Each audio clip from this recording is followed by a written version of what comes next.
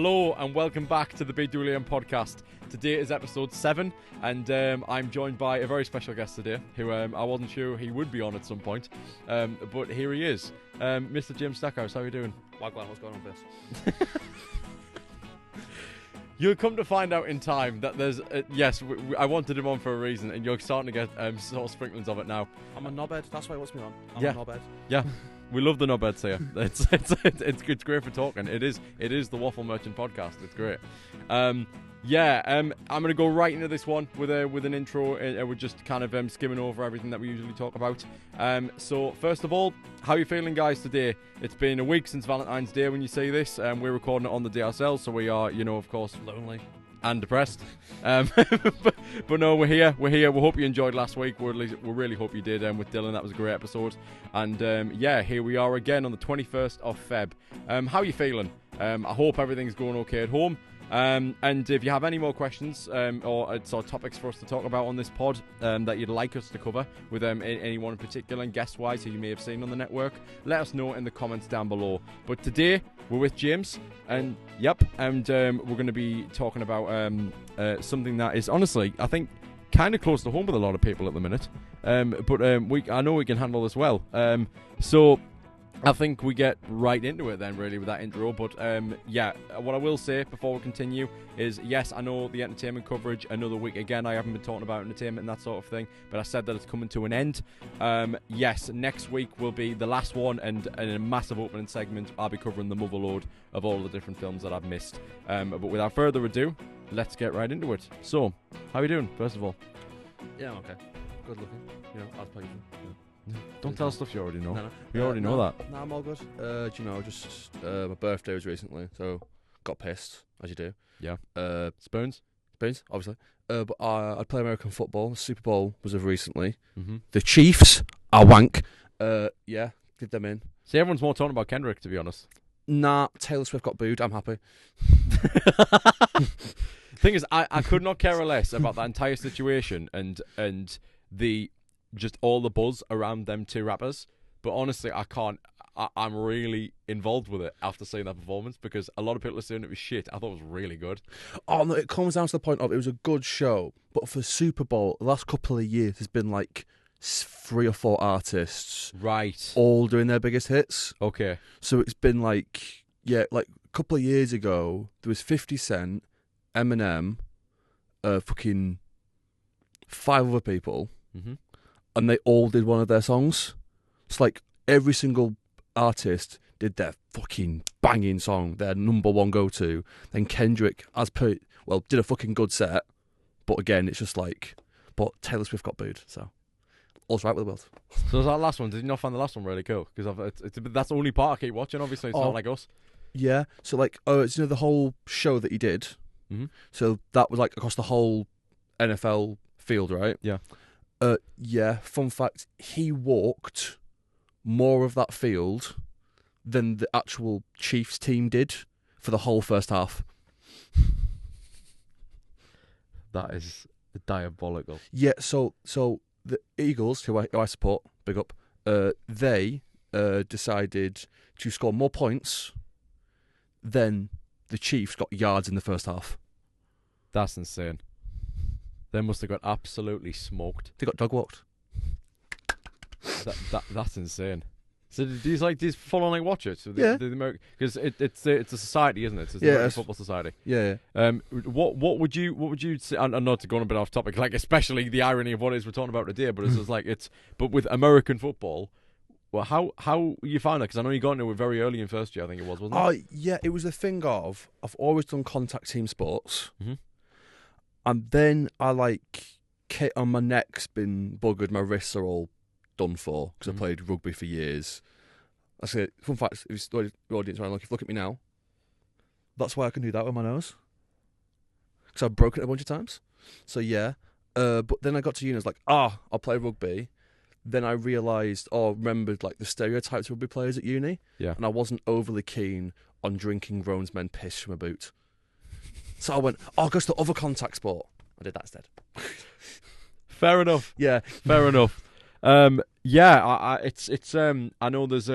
got Philip on the football team. I know that's the case. I think is this? Would you say the sports scene's quite bustling in this uni? Would you say? Yeah, it's good, but it's better last year because like the drinks were cheaper, so get pissed easier. But nice, good this year. Like sports ball, whenever that happens, gonna go off. See? Always burns. Or a chance to get pissed. What's wrong with that? No, great. So in general, in terms of other than obviously the topic that we're talking about today, in terms of prior connections to network and stuff, we haven't had a lot of opportunity to actually work together before, like at least in a massive sense. I know that at least, obviously, I won't share exactly what, but we're at least planning to. Something that is at least network related, which I can say we're planning to, but it does involve next year, so I'm not ready to announce it yet.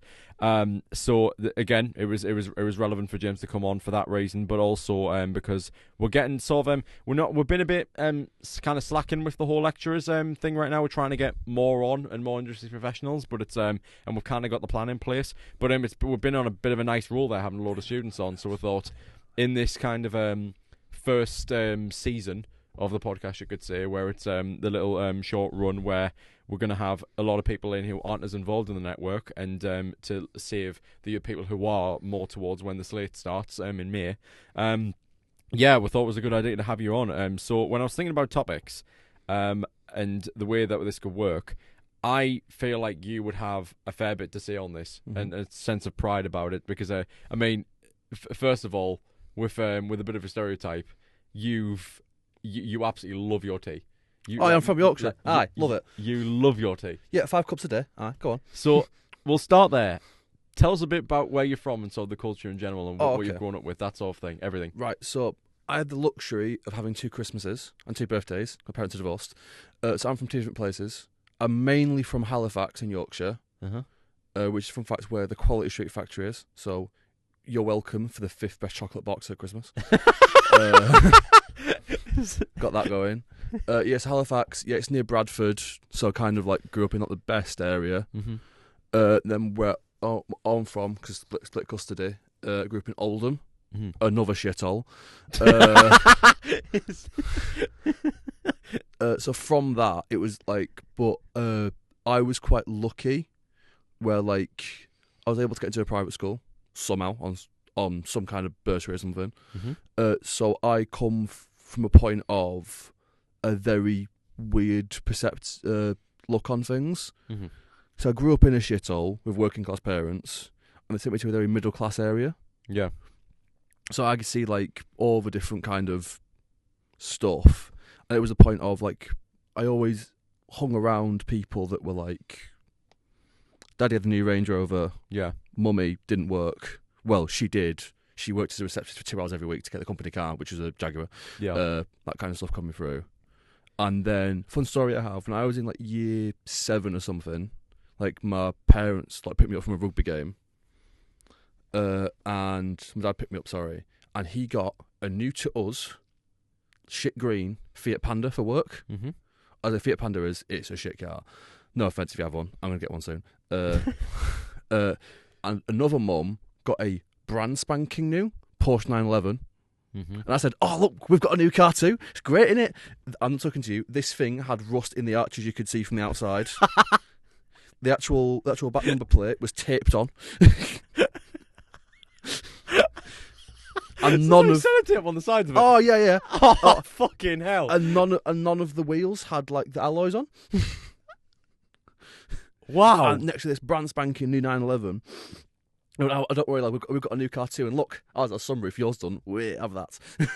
Was the sunroof built in, or was it? Did the roof keep in? No, it was built in. So built in. Oh man, wow. So I would definitely. Well, the thing is, I would describe you this anyway before this episode, but you do strike me as someone sort of very cultured. I think you understand a lot. Oh, I understand a bit. I try to dumb down a bit because no one wants their 20-year-old's opinion on shit. But yeah, no, I just it's like I'm always interested to hear from people who are from sort of at least areas of the country where it feels where again like the culture is just so strong. Because here is one of those places, but Yorkshire that's even stronger. Like everywhere in the country knows that. Nah, Yorkshire. I think I went on a lads' holiday to Fallaraki. as you do when you're 18. You pass your A levels. You go on lads' holiday. We went to Faliraki, and like we thought, oh, it's Faliraki. It's cheaper, but it's like Ibiza. Mhm. It's not.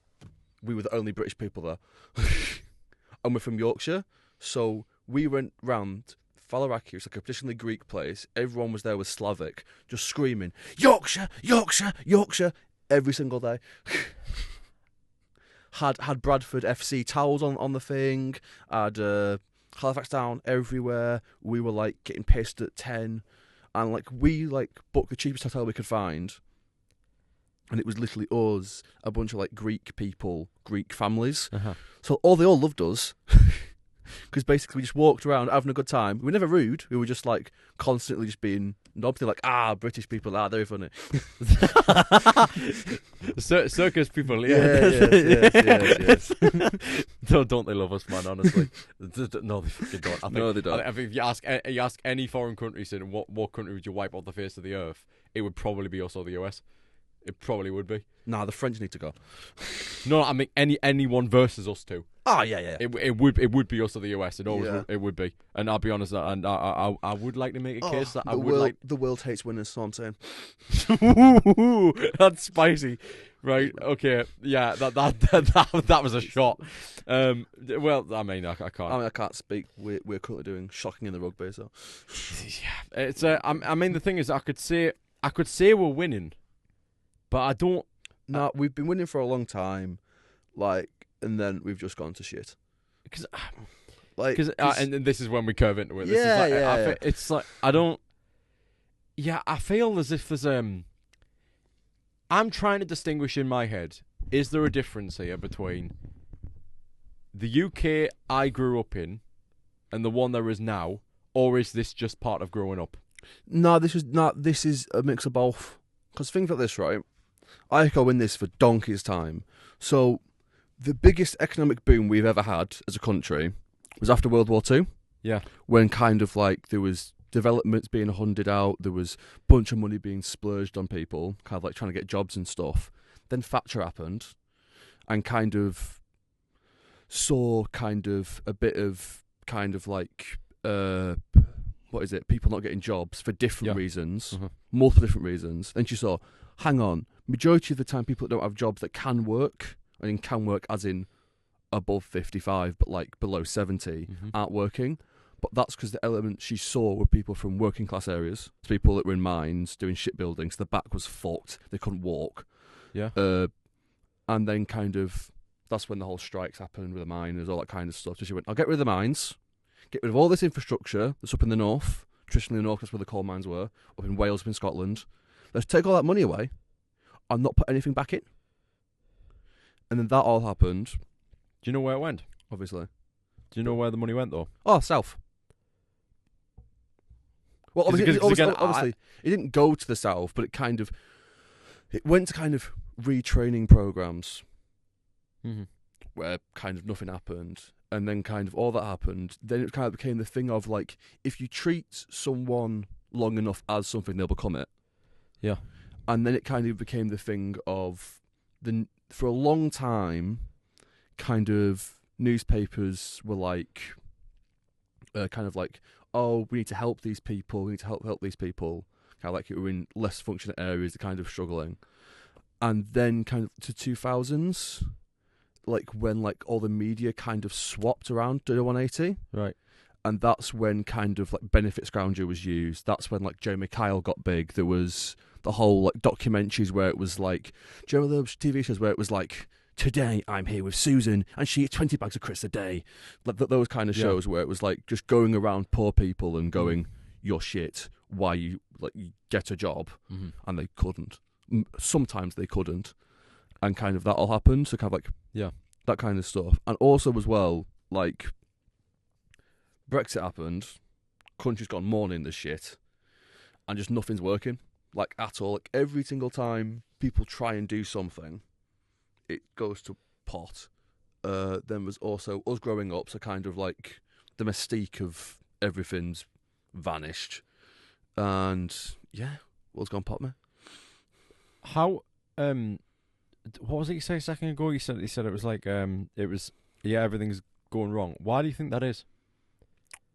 In a general sense, like why do you think things are not as bright as they used to be? Just aren't, are they? I mean, just like, I have no real reason, honestly, no answer really. It's just boils down to piles of generational wank piling up on us. Because, like, think about this, right? When the whole mining thing was going on, all that kind of stuff, leading up to, like, all that kind of stuff, shit was still shit. Yeah. It's just the shit stank for that long now. It's all we can think of.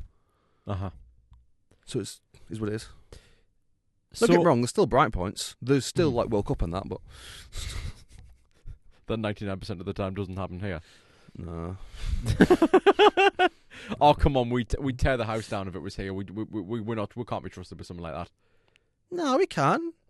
Do we have the facilities? Yes. Do we have the behaviour? No. Absolutely not. Everyone in the world hates our fans. I don't want to hear anything until you see, like, Yugoslavia basketball. I don't want to hear anything until you see that stuff. Because it's indoor stadiums, it's meant for 10,000 people with 30,000 in with flares. I don't want to hear anything until you've seen Yugoslavian basketball. Just a point. That's basketball, not football. The biggest sport on planet Earth. I don't care. I don't care. Right. It's not as culture as us. Jokes.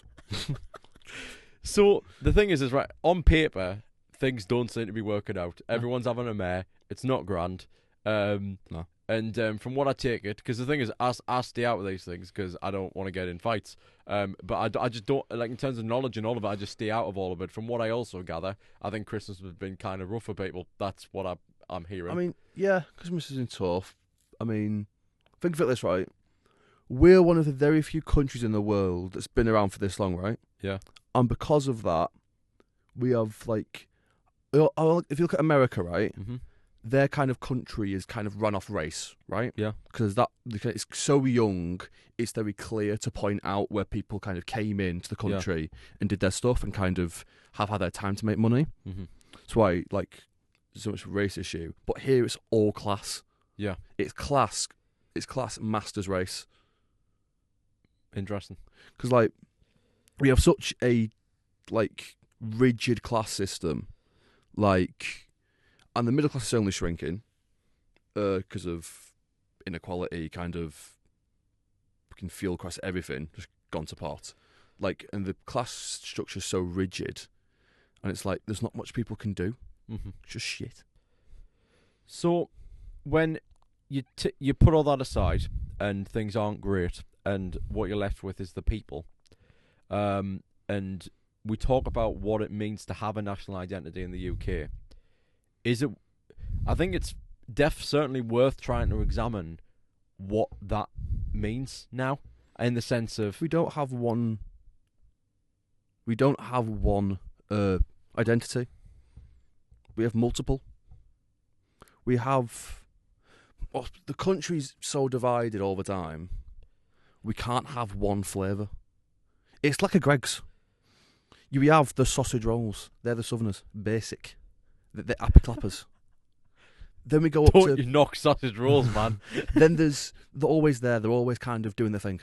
Then there's, like, also as well, like, there's different countries in the UK. Like, also, well, if you drive 12 mile away, people speak different completely. Like, I mean, now I can change my accent up proper now, and I go proper Yorkshire like I do at home. And it's, like, completely different. Yeah. So it's like, you can't say there's one British identity because there isn't. Is Greggs not our identity? No, because the Southerners don't eat it. They have what is it, pesto or something? No, what's it called? No. I mean, you're not. No, your analogy in the sense of, like, it being, we're all kind of being different items in Greggs. Is Greggs not the whole? I guess it would be, but also as well, there's the bloody Northern Irish, and they're like Dixons. No, but do you know what I mean? They've been lumped in with us when they shouldn't be. Well, it's like, when you look at it from that kind of angle, it seems very much like a kingdom of tribes. It is. Yeah. Everything segmented. Like, honestly, it's a thing of, like, in the UK, you can go 12 mile or 20 mile, whatever you want to do, and experience a whole different culture. That's what makes it good and bad at the same time. For instance, like if I were to go to bloody London, right? Mm-hmm. I could walk 2 mile and experience Chinese culture, like Belgian, French, and like a bunch of other cultures. Mm-hmm. That's what makes the UK so strong. We have such a melting pot, but also as well, that's what makes us so divided because some people don't get that melting pot, and they just kind of go, "I don't like that. Oh no, I don't like that. Oh no, definitely not that one. Oh no, we'll start a march about that one. Definitely not. I like this one. I like that one. I like this one. I'll stick with this one." It's. Where do you think those two types of people come from? So, like, I think, it's pretty obvious from the perspective of the Melbourne pot. Derby. That's where they come from. They come from Derby.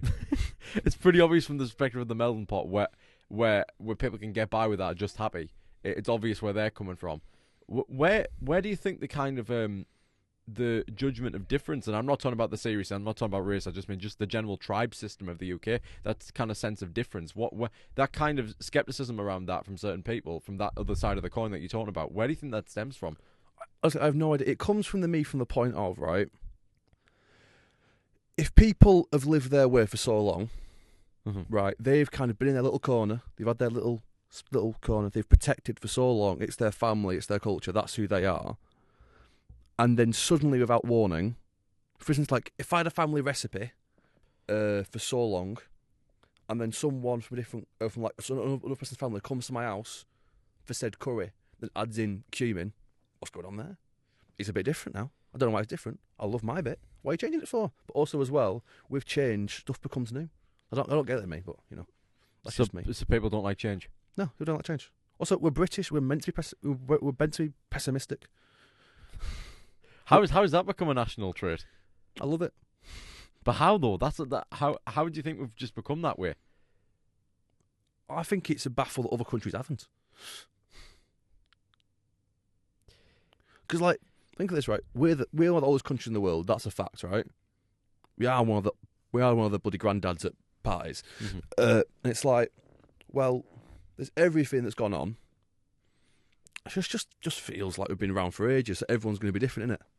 So yeah, it's all fine, really. It's just a whole issue when it comes to like, yeah, because also as well, there's such ignorance in it as well. Oh, getting woke here now, bloody hell. And also there's such rigid structures in place when it comes to class. All these people don't mix. When they do mix, it's too late. Yeah. So like, I remember when I went to because I was somewhat smart at some point. And there was a thing where I had enough UCAS points to go Oxbridge. Right. So I was smart at some point. And it was like, I wanted to go down just to visit, just to see the gaff. And I was like, you did a BTEC, you're not going to get there. But my stepdad lives in Bedford. Yeah. So I was like, it's close, just go have a visit. I went. I don't think you realise, like, I looked on the websites, they gave people from my kind of area exceptions because that few people went. So it's like, also as well, when it comes to like these high sought out jobs, like fucking Prime Minister and shit, like, almost all Prime Ministers have been privately educated. They've either gone bloody Eton or Barrow, other fancy school, and it's like, well, if you're going to have these people that are meant to represent us all, why don't they interact with us all?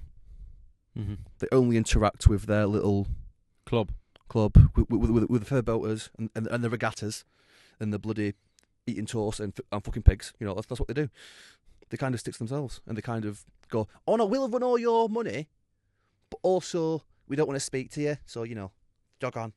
It's like, just fuck off. Should we go for some quickfire? Go for it, lad. Go for it. No, great. So if we go up a bit, so I'll try and get all these yellows through. Okay, so quickfire. Let's see what you think of these. So, do you feel a strong sense of British identity, or do you identify more with a specific region? Oh yeah, I'm Yorkshire. Mm-hmm. I'm not British. I'm Yorkshire. Love it. I drink tea. I've worked on building sites, and yeah, I'm Yorkshire, mate. Also, well, I'm weird. Yorkshire's weird, man. We're just more to ourselves than most. J- But also, we're so big as well. We're the biggest county in the country. Like, Yeah. we're nearly the same size as Wales, and they get their own bloody stupid thing on Google. Why don't we? I find with me, it's I'll be honest, I don't even really see. I think in time maybe I'll grow to kind of see myself as a bit of a representative to Sunderland and the North East as a whole. But You don't sound like it. me growing up, it's like that's exactly the point. Me growing up, it's I have seen myself as more British, and I think I've always kind of leaned more to Britain rather than England because of that sense of union and the countries coming together. Nah, but there isn't. Like Chris is like, I have Scottish relatives. They're Scottish. Also, it comes from the point of as well, English people are seen as British, right? Mm-hmm. It goes to the thing of like before. What is it? What's the tennis player who's Scottish? Andy Murray, right? Yeah. He was Scottish till he won something. Then he was seen as British. Right. Tom Jones was Welsh until he started singing all them albums. Got made a bit of money. Now he's British. He says Welsh, but he's seen as British. There's a point of ignorance from England as well, because like, Do you know what it is? And it's innocent and it's simple. What I'll say here, but this is the kind of the reason why it's not just England, but it's just that Union flag as a whole. When that waves, and it kind of goes into the point that's next, really. But it's like when that waves, I think there's a certain moral that is constantly unwavering, despite in fact how just completely just pessimistic, down in the dumps, miserable weather that this country is. yeah, It's one word, and I think it's duty. And I think that even despite even whatever patriotism you could talk about with the US, I think it even outweighs that, just that whole king and country, swords in the air, that one tiny element that no matter how much time changes, the national anthem plays and you still feel it, whether it's the World Cup final or whatever it is. There's just still something there, and I don't know what it is. And I know that there's a lot of weight in that. When I say there's so many, it's so complicated. Like the past that we have, what we essentially maybe did or took to get it. It's a very complicated. I'm not dismissing that. What I mean is there's just it's on face value what it is the flag actually stands for, and what at least I feel stereotypically would be made to understand what it stands for. That to me, growing up, has been a very heavy thing. I feel like, and I noticed it, and I kind of felt that a lot when we saw something which is once in a lifetime, which was we say once in a lifetime, the king getting coronated. That will not be. There will be more. a bit more of them. There will be another. Yeah, but now. But no, that's it. So we'll talk about the monarchy for a bit. Like what's with that what I've said there is this what do you think it means in the grand context of everything? It's bollocks. It's bollocks. Like, it comes from your parents, you see. So like, also this is what I'm going to say. But what's this next thing saying here now? What, the one at the top or the bottom one? This one here. Is there a particular British stereotype that you think is either true or completely false? Yeah, fat guys at pub. Completely true. I've worked in pubs before. There's going to be a bloke somewhere right now, and it's bloody, what is it, 3 o'clock, going to be a fat man, white man. If it was 20 degrees, sunburnt top off, St. George's flag, that exists. Stella or Carling in hand, doing them. It's a fact of life. Right, next question, what's going on? What role does the monarchy play in defining Britishness today? Fuck all. Keep going.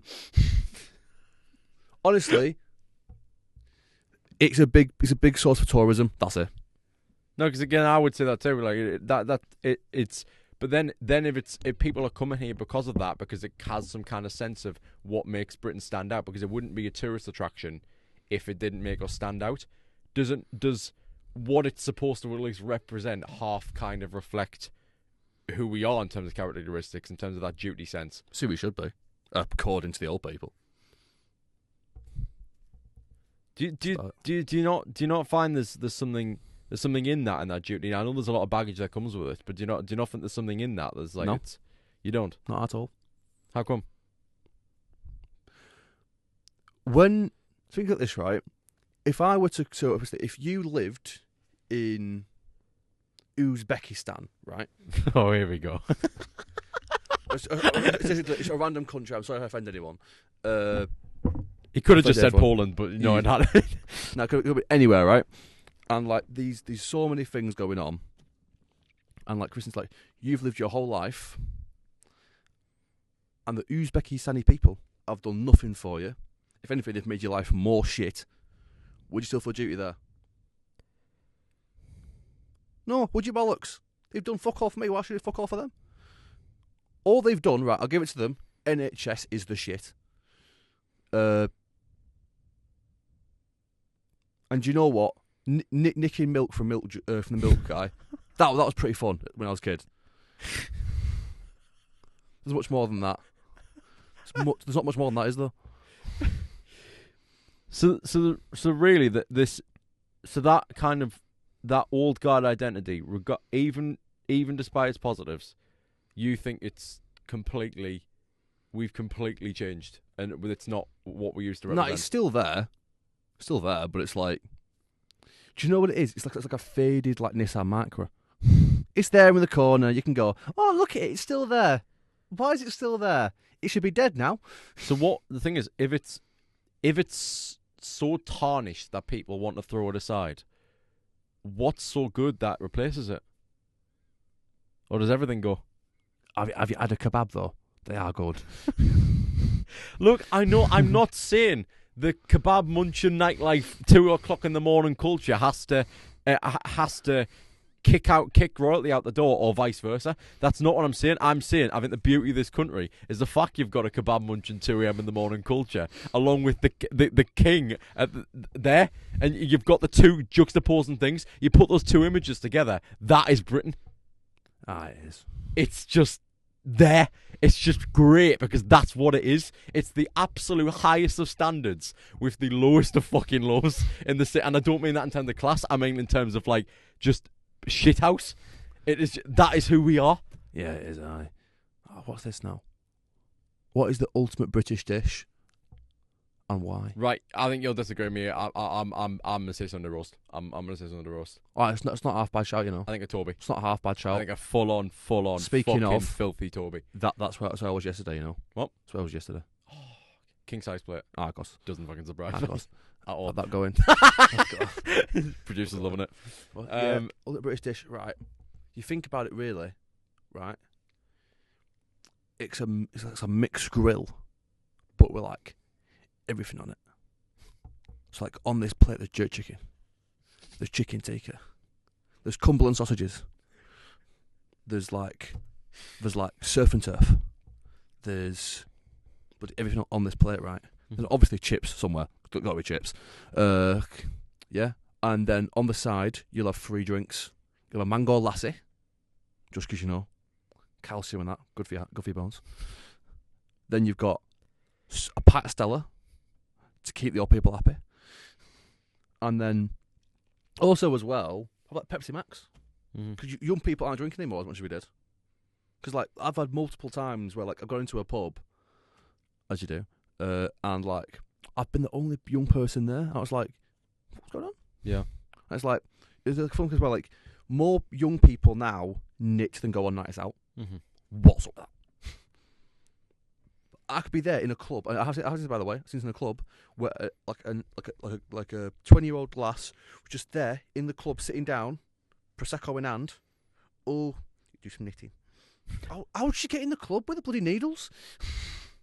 How has she done that? I get patted down every time I go in. It might be because I'm 6'7", but still. Sometimes I get sexually violated trying to get in clubs. You're probably hiding another fucking person under your coat. Rubbish. Hate it. Oh, well. Yeah. I think I think that kind of duality is what, when now I actually talk about it, I think that duality is what makes it so special. Yeah. The fact you've got them two things, but I really wouldn't. I think there's something that, like, I know it's good for tourism. I know it is, but I think there's something that I really, really like about that whole system, in the sense of it might be upheld by people that the press and the public don't like, but it's a system that stands for something. And even if the people in it look, all humans are flawed. Systems sometimes aren't, and you can have flawed people who are part of something that stands for something pretty special. Fucking hell! Who put 2p in you, lad? Bloody well, worse than you are. Right. But Yeah, I know what you get mean. what I'm saying. It's like look, people are going to bitch no matter what, especially in the technological age, about whatever gets said behind closed doors and the way people act in like a press event or whatever with the royalty. They always are. It's like there's the people in the system. That's debatable, but the system itself, I think the duality is great. I think that's what makes us who we are. To be honest, the two of them, the two of those things together. I think of this question here. What's the most like British TV show you can think of? For me, it's Horrible Histories, you know. I don't know why Balamoria was the first thing that came to my head. Horrible Histories for me. And speaking of, it's time for the quiz! Yes, time for the quiz. Horrible Histories presents What Does It Mean to Be British? Great. Where are we at for time, by the way? By the way, what did you think of that segue, by the way? Pretty good, right? Cool. Right, we've got 10 minutes. Right, let's make 10 minutes out of this then. Brilliant. So, Horrible Histories presents What Does It Mean to Be British? Warning, may contain gruesome facts and dodgy monarchs. Okay, it's a gym. I love this. Great, brilliant. Come on, let's go. Here we go. How to play. What you need. At least 2 players, but the more the merrier. Come on. Wonderful. High five, please. Yep, Jesus. a quiz master to read the questions or take turns. Aye. Okay. Take turns, aye. Do you want to start? Gospel. A way to keep score, pen and paper, just keep track in your head. That's what we'll be doing, yeah. Yeah. And then optional, Horrible History style silly voices for extra fun. Yeah. Okay then, darling. Let's go, please. Let's go. Let's go. Right, round 1, Rotten Royals and Terrible Traditions. Oh, bloody don't do rugby.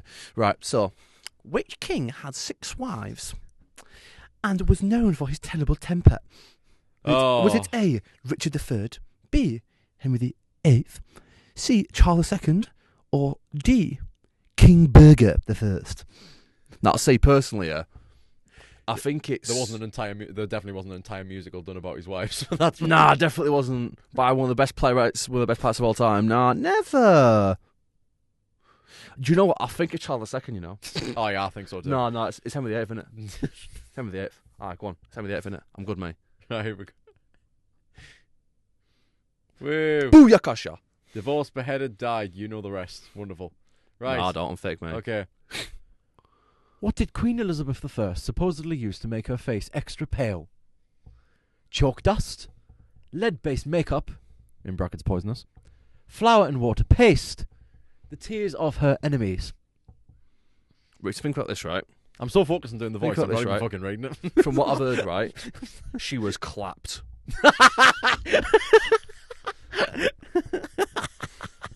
So I'm thinking, yeah, it's got to be the poisonous one. Because no one gets that ugly with just bloody water and flour. Surely. There are some drop pies now, but was not bad. Hey, you mean I put metal in my face? Put metal in my face. But the Iron Man over here. Do it donkeys before. Donkeys before it was normal. I'll go for B. Oh, yeah, go on, we'll see. Go for B, please. Look at that. We're bloody right as well. 2 for 2. Get in. Right, let's go. Oh. Okay.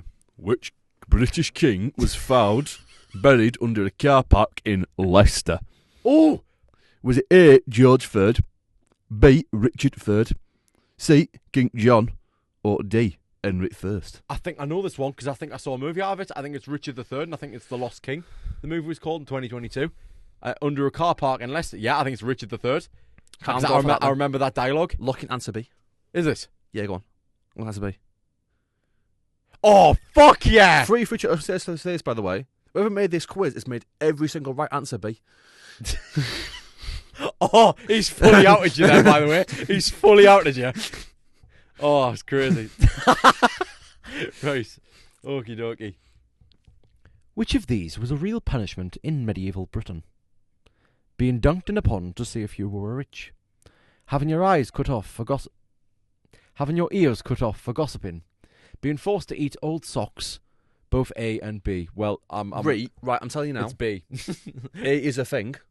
Well, A is a thing. I know this because when we did like a history thing, like History Day Out, on when I was in primary school, like I got to dunk someone underwater. It was like an interactive play thing, and they said like one of the guys as a joke said like this girl in our class, "You're a witch."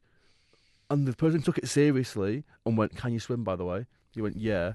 So me, as being the biggest lad, dragged her to a pond and just dunked her in water. And she went, "She didn't sink. She's a witch." I hope you find a wife at some point, Jim Stackhouse. Nah, I don't. I can't. I doubt I will, so I'll be fine. It's just the wedding ceremony. Fucking chucks her in a pond. Yeah.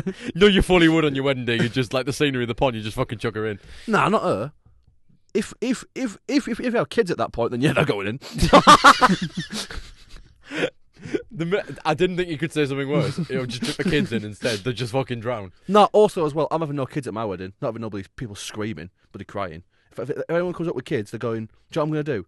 I'm going to buy just a massive cannonball machine, and just put them in that and just go." All right, then what's the right answer here then? Anybody in me here? I knew it was right to say something B because it's always been B. Yeah. Oh, great. Right. Okay, next one. That's my turn, isn't it? Let's go. Awful food and bonkers British customs. Which of these traditional British foods sounds disgusting but is actually quite nice? Spotted dick, black pudding, toad in the hole, all of the above. Well, for your sake, Matthew, I hope you don't have A, but it is all of them. Oh yeah, all of them, Yeah, it's all above, isn't it? Look at that. And not a single. No, toad in the hole. I've tried. The other two, no. Black pudding? No. Nice, by the way. And spotted dick? I get tested personally if you have that, but keep going. Next up. What weird thing did Victorians like to do with dead people? A. Take photos with them dressed up like they were alive. B. Mummify them like the Egyptians. Did they C. Feed them to the pet parrots? Or D. Keep them in a bath for a week as a sign of respect? I think yeah. Nah, it's B. I'll tell you why, right? Surely photographs weren't a thing to tie them to the public. They usually were just fancy buggers. Shit, yeah. C, right? They're expensive as fuck, still to this day. Canaries don't mind. Yeah, I got parrots though. And then there's D, right? They have bloody baths. They still have shit outside. Go on then, yeah. It's got to be B, B. surely. It's B. Is it B? Oh, yes! Victorians. Isn't that when like Sherlock were about? Nah, I'm thick, me. You just said there was a time when you were smart. Yeah, there was a time. It's not now. Not now. What's the real reason the UK has so many afternoon tea traditions? Because we're weird, man. It better not be to impress the French. Because the Victorians thought people might get too violent if they got too hungry. A 17th century king thought tea tasted like gravy and wanted it banned. It was a way to make British people stop drinking so much beer. Why would you want to ban gravy? Gravy's lovely. I personally drink it by pint, mate. I got no idea. Right. Do you know? Also, I'll say this as well. The French were over here for donkeys, you know. Right. Surely it's not the food one, because there's no fucking food on a fucking afternoon tea. Run it. So I'm going to go A. It's B again. Can you put in another bloody correct answer on different bit, please? It's bloody ridiculous, this. How long we got? Cool. Right, let's go. We'll whack 'em. Round three. How many's left? Gruesome British battles and deadly disasters. How many questions are left? Rat 'em through. Let's go. Right, let's go. Which famous battle saw King Harold in the eye? Get out in the eye. Hastings, yeah. Bloody hell. It's finally number C. Bloody hell. Why did the Great Fire of London spread so quickly in 1666? Londoners get to throw in oil. Most of the houses were made of wood and packed closer together. Yeah. They were, because they were paupers. Yeah. Cool. Cool. It's B again. What a shocker. Which British city was hit by the world's deadliest ever flood of beer? I'm going to go Birmingham. Nah, they're not fun. Look at them. That's York. Surely. Go on. Run it. Ah, boring. Right.